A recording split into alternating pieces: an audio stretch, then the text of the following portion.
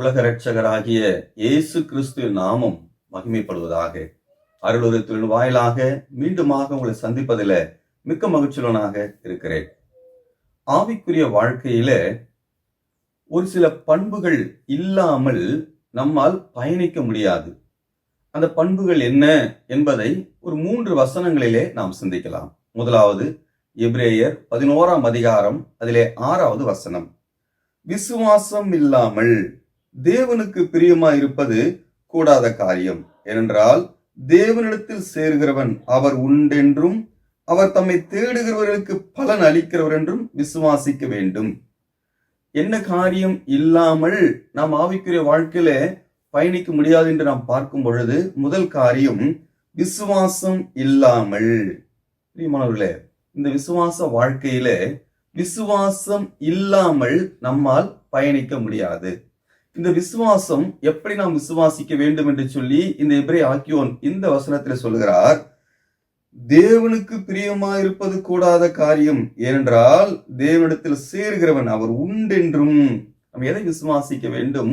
கர்த்தர் இருக்கிறார் என்பதை விசுவாசிக்க வேண்டும். என்று சொன்னால் அதற்கு என்ன ஆதாரம்? இதே எபிரேயர் 11ஆம் அதிகாரத்தில 3வது வசனம் பாருங்கள். விசுவாசத்தினால் நாம் உலகங்கள் தேவனுடைய வார்த்தையினால் உண்டாக்கப்பட்டது என்றும் இவ்விதமாய் காணப்படுகிறவைகள் தோன்றப்படுகிறவர்களால் உண்டாக்கவில்லை என்றும் அறிந்திருக்கிறோம். நம் கண்ணிலே பார்க்கக்கூடிய இந்த உலகம் தேவனுடைய வார்த்தையினால் உண்டாக்கப்பட்டது. பாருங்கள், எவ்வளவு பிரம்மாண்டமான இந்த உலகம். இதை அவருடைய வார்த்தையினாலே அவர் உண்டாக்கினார் என்று வேதம் சொல்கிறது. ஆகையினாலே அவர் உண்டென்பதை நாம் விசுவாசிக்க வேண்டும். அண்ட சராசரங்களை உண்டாக்கி அதை ஆளுகை செய்கிறவர், அதுபோல நம்மையும் உண்டாக்கி இருக்கிறார், நம்மையும் ஆளுகை செய்கிறார். நாம் அதை விசுவாசிக்க வேண்டும். அவர் உண்டென்று விசுவாசிக்க வேண்டும். அவரை தேடுகிறவர்களுக்கு பலன் அளிக்கிறார் என்பதை நாம் விசுவாசிக்க வேண்டும். இந்த விசுவாசம் இல்லாமல் நாம் தேவனுக்கு பிரியமாய் இருக்க முடியாது. பிரியமானவர்களே, இப்போ முதலாவது காரியம் அவர் உண்டென்பதை விசுவாசிக்க வேண்டும். அவரை தேடும் போது பலன் அளிக்கிறார் என்பதை விசுவாசிக்க வேண்டும். இது அவருக்கு பிரியமா இருக்கிறது. நம்மையும் ஆளுகை செய்கிறார். நம்முடைய வாழ்க்கையிலும் புதிய புதிய காரியங்களை உண்டாக்கி கொண்டே இருக்கிறார். அவர் உன்னதமான தேவன் என்பதை நாம் விசுவாசிக்க வேண்டும். இரண்டாவது காரியம் இதே எபிரேயர் 12ஆம் அதிகாரம், அதிலே 14வது வசனத்தை நாம் பார்க்கும் பொழுது, யாவரோடும் சமாதானமாய் இருக்கவும் பரிசுத்தமுள்ளவர்களாய் இருக்கவும் நாடுங்கள், பரிசுத்தம் இல்லாமல் ஒருவனும் கர்த்தரை தரிசிப்பதில்லையே என்று சொல்லி பார்க்கிறோம்.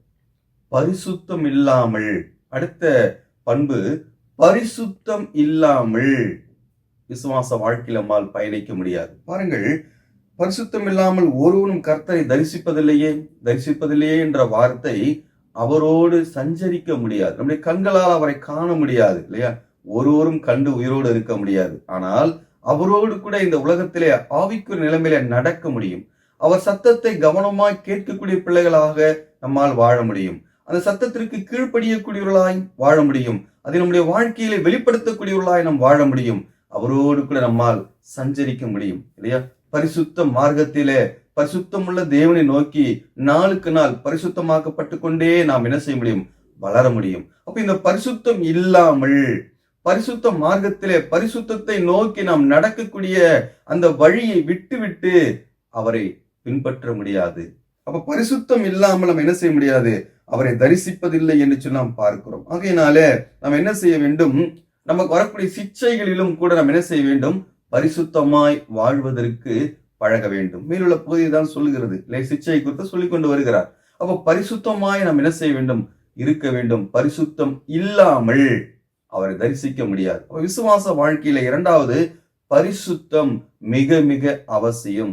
இந்த பரிசுத்தம் சரீரத்திற்கும் தேவை, நம்முடைய ஆன்மாவுக்கும் தேவை, நம்முடைய சிந்தைக்கும் தேவை. எல்லா நிலைமையிலும் பரிசுத்தமாய் வாழ்வதற்கு ஒவ்வொரு நாளும் நாம் என்ன செய்ய வேண்டும்? முன்னேறி கொண்டே இருக்க வேண்டும் என்று சொல்லி வேதம் நமக்கு கற்றுக் கொடுக்கிறது.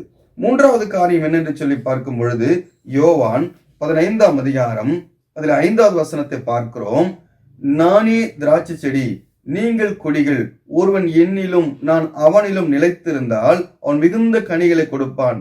என்னை அல்லாமல் உங்களால் ஒன்றும் செய்யக்கூடாது.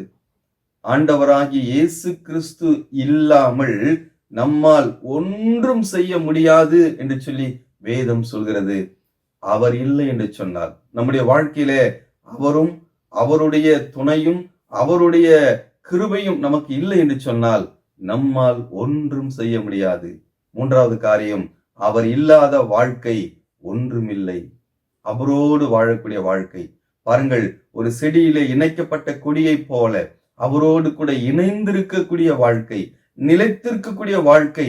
எப்படிப்பட்ட சூழ்நிலை இருந்தாலும் அவரை விட்டு ஓடக்கூடிய வாழ்க்கை அல்ல, பின்மாற்றம் அடையக்கூடிய வாழ்க்கை அல்ல, அவரோடு கூட நிலைத்திருக்கக்கூடிய வாழ்க்கை. பிரியமானவர்களே, உங்களுடைய வாழ்க்கையிலே கல்வியா இருந்தாலும், வேலையா இருந்தாலும், குடும்ப வாழ்க்கையா இருந்தாலும், சபைக்குரிய வாழ்க்கையா இருந்தாலும், எப்படிப்பட்ட உங்களுடைய வாழ்க்கையில நீங்கள் பயணித்துக் கொண்டிருந்தாலும் அவர் இல்லாமல் நம்மால் ஒன்றும் செய்ய முடியாது என்பதை நாம் தெளிவாய் புரிந்து கொள்ள வேண்டும். எல்லாவற்றையும் படைத்து உண்டாக்கி ஆளுகை செய்கிறவர். அவர் இல்லாமல் நம்மால் ஒன்றும் செய்ய முடியாது. அப்ப அவரை நம்முடைய இருதயத்தில் ஏற்றுக்கொள்ள வேண்டும். அதுக்கு அவர் விசுவாசிக்க வேண்டும். பாவி என்பதை உணர்ந்து என் பாவத்தை மன்னியும் ஆண்டவர் என்று சொல்லும் பொழுது அவர் உங்களுக்குள் வாசம் செய்வார். நீங்கள் அவரோடு கூட இணைக்கப்பட்டவர்களாய் இருப்பீர்கள். ஆகையினாலே அவர் இல்லாமல் ஒன்றுமில்லை, இல்லையா? ஆகையினாலே விசுவாசம், பரிசுத்தம், அவர் மூன்றிலும் நிலைத்திருந்து நம்ம இந்த உலகத்தில அவரோடு கூட வாழ்வோம். தேவநாமம் மகிமைப்படட்டும். உங்களையும் உங்கள் குடும்பங்களையும் கர்த்தர் ஆசீர்வதிப்பாராக.